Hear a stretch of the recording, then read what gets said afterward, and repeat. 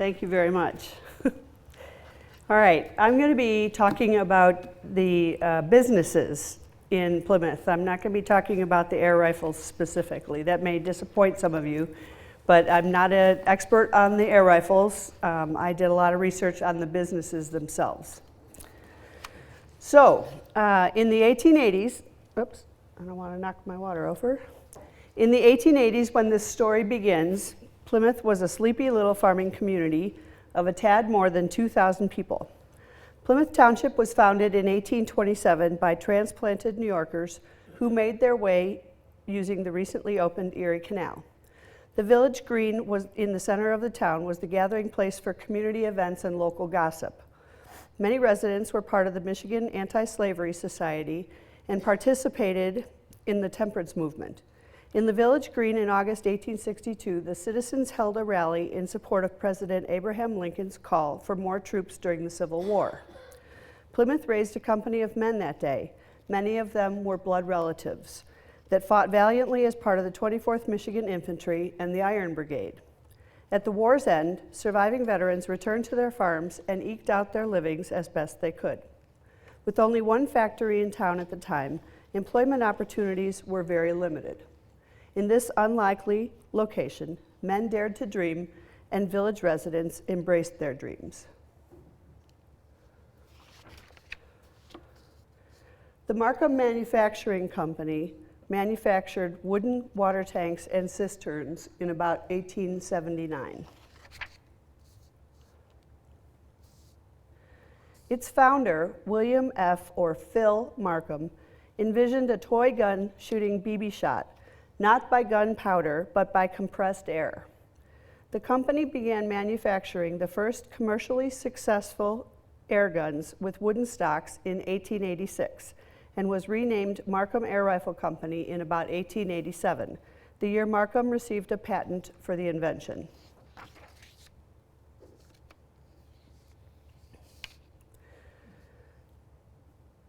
Markham Air Rifle Company was the first air rifle company in Plymouth. Markham was a prolific inventor, owning at least 12 patents, along with patents held by his employees. He introduced additional models, especially as competition heated up with the other air rifle companies in Plymouth.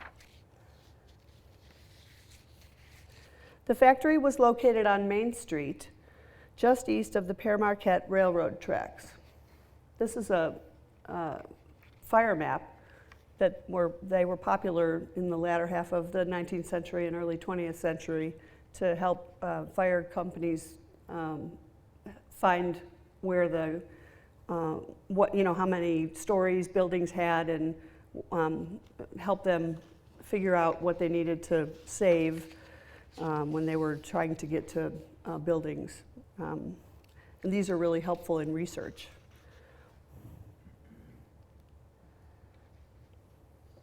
The Strobel and Wilkin Company of Chicago placed a large order for the air guns on the condition that the company would have exclusive rights to the gun in Chicago for 5 years, and that it would be named Chicago.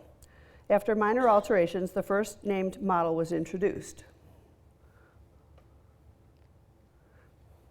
The September 16, 1887 issue of the Plymouth Mail stated, "The Markham Manufacturing Company of this place are taxed to their utmost to fill orders and are some ways behind yet.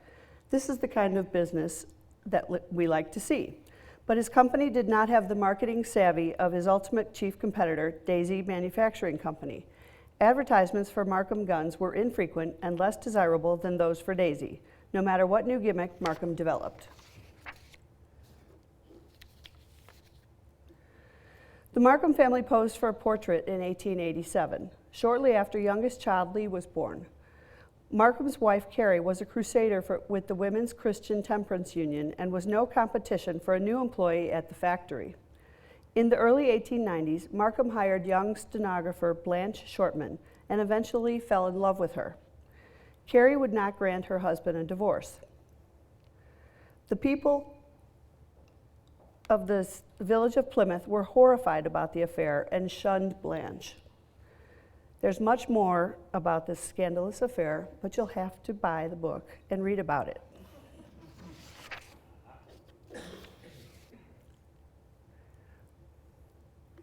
Ultimately, the troubles in his personal life caused Markham to move to California in 1912.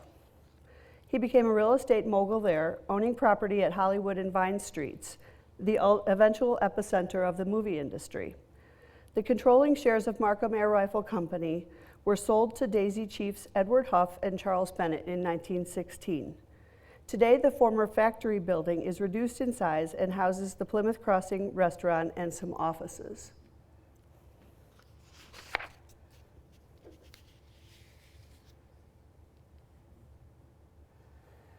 Clarence James Hamilton had an inventive brain of no mean ability. According to fellow Plymouthite and chronicler Charles H. Bennett, he was already an inventor when he arrived in Plymouth in 1874.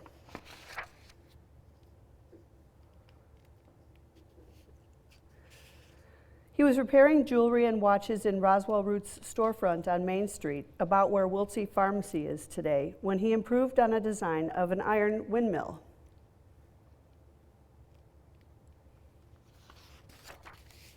In 1880, Hamilton built a small model of his metal windmill invention to show to prospective stockholders. He found willing investors in town, and together they formed the first publicly held stock company in Plymouth, the Plymouth Iron Windmill Company.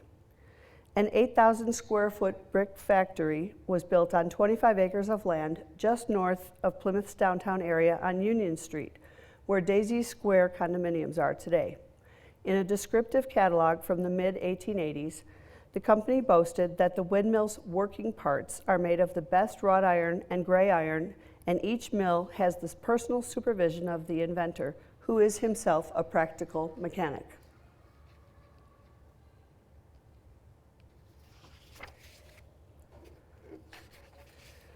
Markham's invention of the air rifle in 1886 must have whetted Clarence Hamilton's invention appetite, as he was soon at the drawing board again. After developing his own air gun with a wooden stock and an iron barrel, he left the windmill company and convinced friend Cyrus Pinckney to sell his store and join in a new venture, the Plymouth Air Rifle Company. In 1888, the partners bought a factory adjacent to the Plymouth Iron Windmill Company and began manufacturing their version of the air gun. 4 gun models were manufactured by the company during its short 6-year history: the Plymouth, the Challenge, the Magic, and the Bijou. Railroad strikes in 1894 were the beginning of the end for the Plymouth Air Rifle Company. After months of being shut down, the factory started producing again in September. But in October 1894, the factory mysteriously burned down, and the company, which was underinsured, was unable to rebuild. An attempt to get funding from the village fell on deaf ears, perhaps because the village common council consisted of a couple men from competing air rifle companies: Roswell Root, who was with Plymouth Iron Windmill Company, and Elmer Chafee was with Markham Air Rifle Company.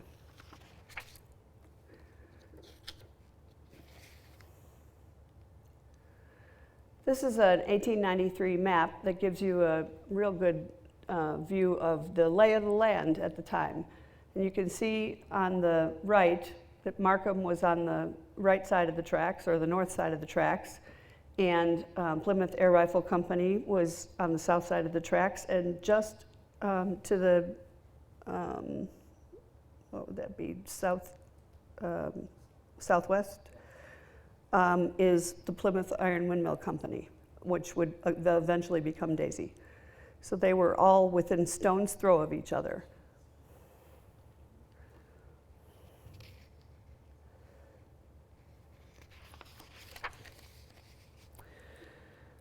Unfortunately, sales of the windmill were not as anticipated. In January 1888, the Plymouth Iron Windmill Company stockholders met to consider liquidation, but tabled the idea for another year. Meanwhile, Clarence presented a design of an all-metal air rifle to the board of the windmill company, where he still held stock. General Manager Lewis Cass Huff test-fired the gun and exclaimed,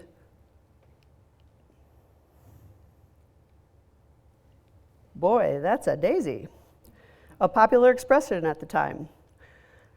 Clarence and friend Roswell Root proposed that the windmill company manufacture and sell the new Daisy air gun.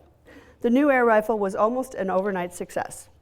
The year 1889 was the first year that the company reported earnings rather than a loss, and sales tripled from the previous year.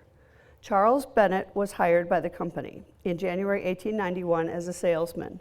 He traveled to Chicago and showed the gun to Hibbert, Spencer, Bartlett and Company, and the company wanted an exclusive agreement in Chicago for the purchase of 10,000 guns. Earnings and sales continued to grow, and the company was able to offer dividends in cash for the first time in 1893. The company disposed of its windmill assets in 1894, moving forward with its future in the air rifle business. At the January 26, 1895 board meeting, the name of the company was officially changed to Daisy Manufacturing Company.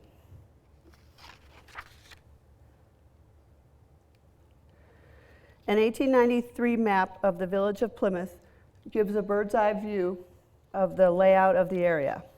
In the upper right corner sits the Markham Air Rifle Works along the right side of the railroad tracks, while on the left side of the tracks, next to the depot, sits the Plymouth Iron and Windmill Works and the Plymouth Air Rifle Company, separated by Depot Street. Further south on the same street, just north of the Ann Arbor Road, which is now Ann Arbor Trail, is the home of Clarence Hamilton down there. And then the main business block of Plymouth is just west, right over here, of the Plymouth Green. This is right here, is downtown Plymouth. And Plymouth Green is now Kellogg Park.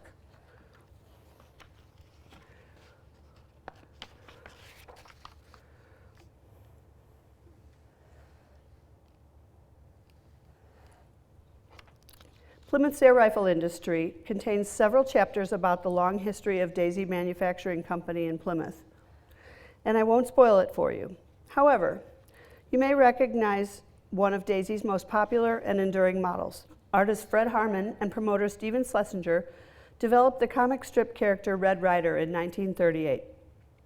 The comic strip became very popular and worked well with the marketing strategy of Daisy.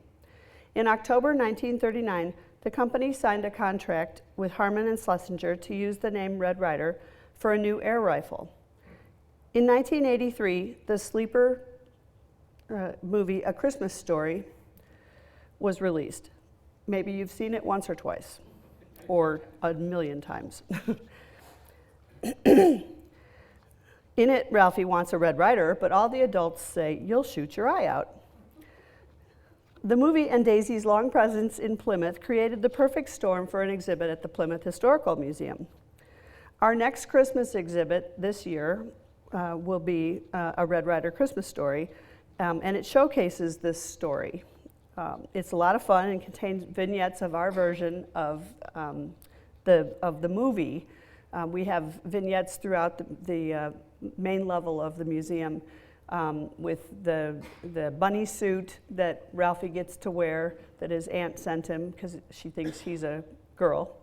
And we've got the Santa Mountain, and we've got a whole bunch of we've got the major award, the lamp.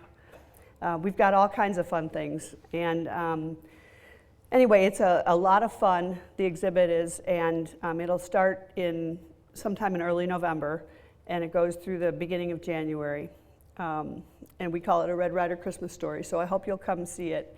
We usually run it every other year, and it's been very popular.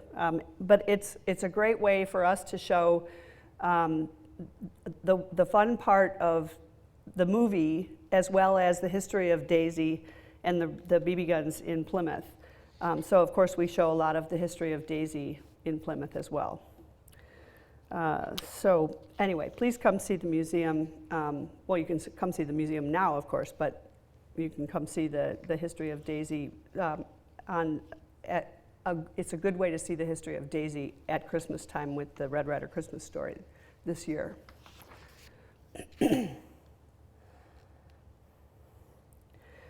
Through the 76 years that the Plymouth Iron Windmill Company and Daisy Manufacturing Company were viable contributors to the Plymouth community, many families went through the cycle of life as employees and beneficiaries of the company. In 1954, Daisy executives decided not to build a much-needed new plant in Michigan, but rather to search elsewhere for its new home. In 1957, the decision was made to relocate to Rogers, Arkansas, and ground was broken on the company's new facility. Daisy stopped production in Plymouth in May 1958.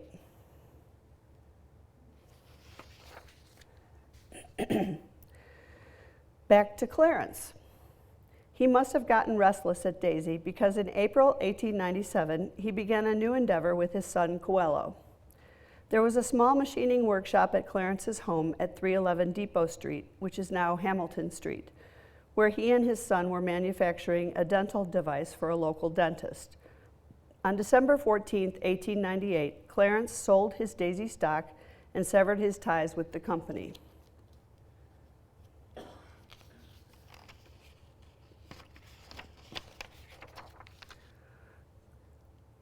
Never content to sit still, Clarence dreamt up improvements to the .22 caliber rifle and opened C.J. Hamilton & Son.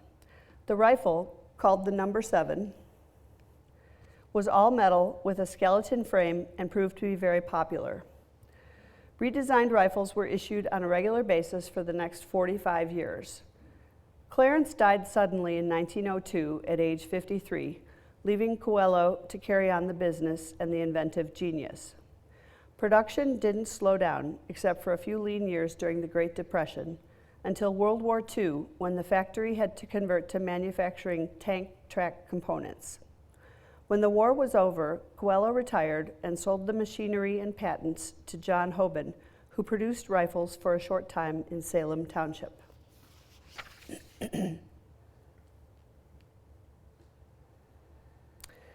I hope I've whet your appetites for reading the rest of the story. I have copies of Plymouth's air rifle industry with me today. They sell for $23.26, and I can take cash, checks, or even credit cards. I also have copies of my first two books with me, Plymouth's First Century Innovators in Industry and Plymouth in Vintage Postcards. And their prices are shown here. Please keep in mind that I don't get anything for the books. The museum gets all the proceeds. And if you'd like to buy a book, let me know. I am happy to sign as well. And if you don't want to buy one today, but you want to buy one at a later time, the Plymouth Historical Museum sells them. They're also available at Wilsey Drugstore and Barnes & Noble. And if you have any questions, I'd be happy to take them.